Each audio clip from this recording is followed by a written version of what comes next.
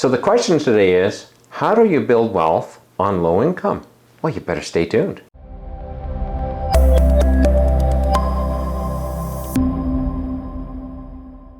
Frank Thomas here from Wealth Generation Strategies, and today I'm going to be talking about the topic of building wealth if you only have a low income. And be sure to stick around for the bonus, because I'm going to be talking about what I think are some of the most important points. I actually made a video dedicated to these points, but I'm going to mention them quickly here, and you want to hear them. So make sure you stick right to the end. Let's get going. It is really possible to do. And I actually believe you have a very unique advantage. Years ago, I picked up a game. It was really expensive. It was made by Rich Dad Poor Dad. It was called Cash Flow. But it taught you about how to get onto easy street, and that is learn how to become financially independent and build wealth. An interesting facet of the game is you would shuffle a bunch of job cards, and the jobs could be anything from being a doctor or a lawyer to being a truck driver or a plumber. So there was a real variety. Now, an interesting thing that they showed on those cards was you had your income coming in and you had your running expenses. You can guess the running expenses for a doctor were much higher than for a plumber. We used to always joke, we always wanted to be the plumber. It was easy to get on easy street because if you're the plumber, you could put away enough to get on easy street very quickly. But it did require some concerted effort. That is your advantage in real life. If you can learn to live minimalistically, you can reduce your budget down to its lowest level, and you've learned to live off of that, you have such an advantage over somebody who lives off of so much more, because it's hard to prune down and it's easy to scale up. Just remember that. It's hard to prune down, easy to scale up when it comes to spending and your expenses. So you've already pruned down. You know how to live inexpensively. So that's to your advantage. Now, what we need to do is we need to find ways to get your savings kick-started. One of the very first things is to kickstart your savings is to cash in anything you're not using anymore. Even if you got a derelict car out on the driveway that you can't even sell, donate it to charity. They'll give you a tax invoice for that, and you can apply it against your taxes and get a little bit of money back on your taxes. Check it out. It might be true for your country, might not be, but in Canada, that's definitely a thing. Now, that's the low end of things you could do, but get rid of stuff. Get rid of anything. If you're not using it, sell it. Kickstart your savings by just getting rid of stuff. I remember when I was growing up, I grew up in a fairly poor family, and I watched my mom put away enough money to go buy herself a brand new car one day. And she did it over the course of about 5 to 10 years. She just kind of chunked away. She, instead of going and buying the expensive stuff, she went to buy the normal stuff or the cheaper stuff, and everybody survived. Nobody did without. But she made choices based upon her budget, and because she made saving a priority, and that's my next point. You need to make saving a priority, so much of a priority that becomes a habit. You've got to learn to pay yourself first. Don't worry about, running out there and trying to run the marathon either. You need to start small and build up. And that's my next point.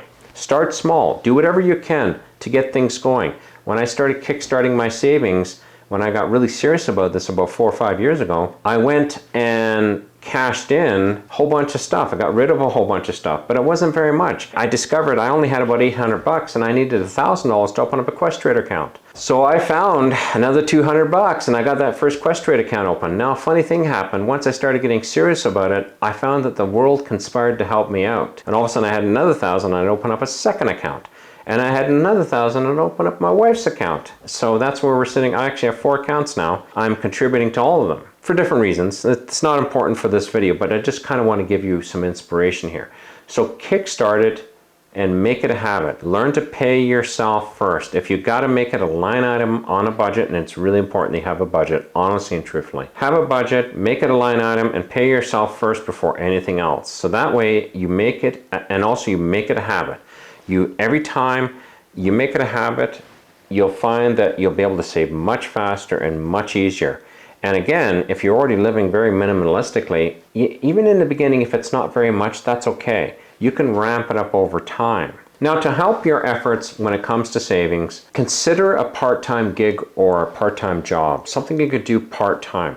Now, what you want to do is any monies you earn from that, you want to put it 100% into a retirement account. Why would you want to do this? Because you can avoid the tax man from grabbing a piece of it in the beginning. Most countries have some form of long-term savings. Some countries call it a super annuity. Excuse me if I didn't say that right. In Canada, it's called an RRSP, a Registered Retirement Savings Plan. In the States, it's a 401k. But the whole idea behind that is if this part-time gig is paying you an extra $500 a month, you can take that whole $500, put it into this account. Yeah, you got to register and show that you made this as income, but then you got the invoice or the tax receipt from the account showing that you made the donation to the RRSP, and you don't pay taxes on it right now. So it's like anything you do on the side is 100% savable money, because you shouldn't need it if you're already full-time working and it's on your budget. Now also too, consider your significant other. That other person could go out and work and do a part-time job, and that person can put 100% of the wages away. So there's lots of different ways you can cook this goose, so to speak. Just find a way to add more into that, and you can siphon 100% of these part-time things into that. Consider building a business. Now, you don't need to spend thousands of dollars to build a business. Goodness sakes, I watch the kids going around in the summertime cutting grass. What it costs them? Their dad's lawnmower. And they can make some decent money. When I was growing up, we were living on farms, and you think, well, what is a person going to do if you live on a farm?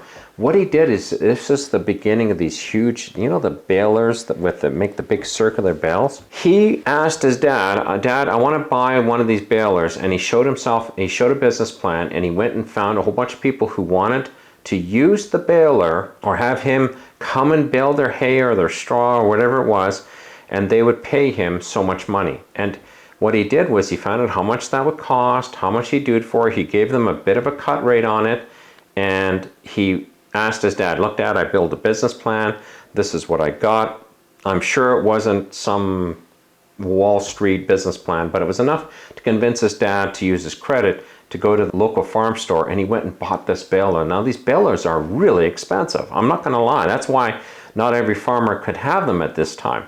But he went and bought this baler. And over the course of 3 summers, he went and he baled everybody's hay and their straw in all the farms in his neighborhood. Now, you got to remember, he was a young guy. He was only 18. What he did was he used the profits in the first year to pay off a part of the baler.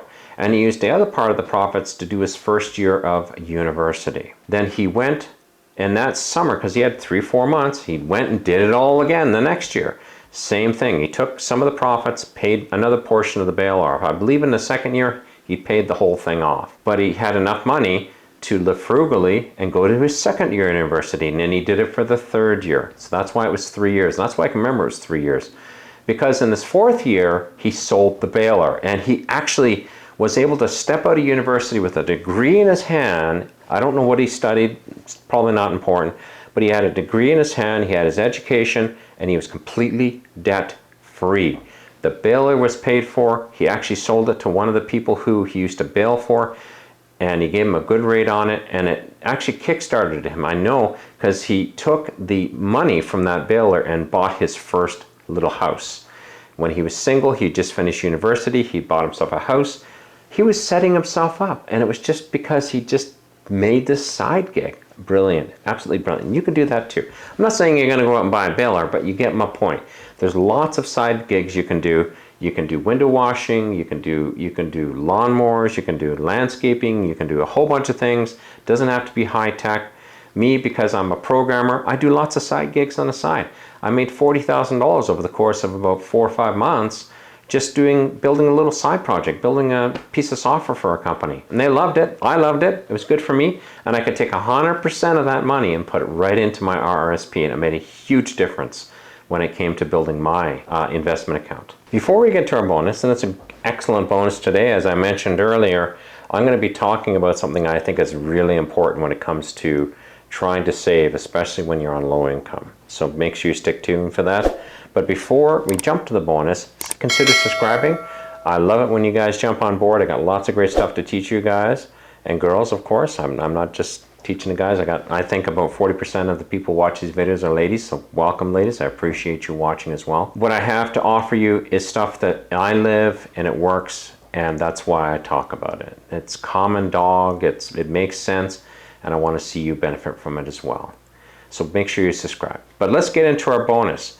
Now, if you want to build a future for yourself, I've mentioned lots of things already, and I think I'm going to come back to it. I think you have one of the biggest advantages, and it's you already know how to live minimalistically because you're living on a low income. But what you need to do to be able to stay the road is you need to learn to isolate your savings from your day-to-day. Don't leave the money sitting in your check-ins account. That's what I'm saying.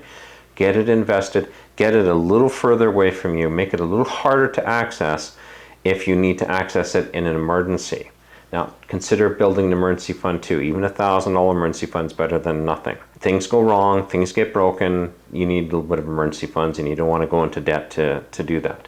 But you need to find a way to get that money a little further away and start building yourself an idea of what it's going to look like when you get to where you want to be. What does it look like? So you need to build a vision and a plan. Be ready, and you've probably already learned this, but continue to delay short-term gratification. Continue to delay that. That way you have long-term gratification. It's much better, much, much better. And also, get started as soon as possible. That's the big one right there. Compounding is your best buddy. Compound interest, whether you have a 10-year window or a 30-year window, makes a huge difference. The way compounding works is you'll invest that money and it will continue to grow, and as it grows, it's creating more ability to create more money in the long run. Einstein used to say that compounding was like the 8th wonder of the world, and it absolutely is. If you have the ability to have a 20, 30, or 40-year window, wow, compounding makes a huge difference. You got to save so much less if you've got a long time frame than if you only have a short time frame. Now, compounding still can be very helpful to you, but you need to learn the power of compounding. Study up on it, understand it, what does it mean, how does it work, and get your money invested, and take everything I've given you in this video and start putting it into action. So I hope you've enjoyed this video. There's another video showing up on the screen right now. Be sure to check it out. It's talking all about the FIRE movement. It's a video I put out earlier this week. It's very close to the same as this video, but it does talk about some slightly different things that I'm not going to repeat in this video. So if you want to get more of a clearer picture and an overall picture on how I think and where I think about this, be sure to go check that out. If you do, we'll see you over there. If not, I hope you've enjoyed this video and thank you for joining me today. We'll talk to you then. Bye-bye.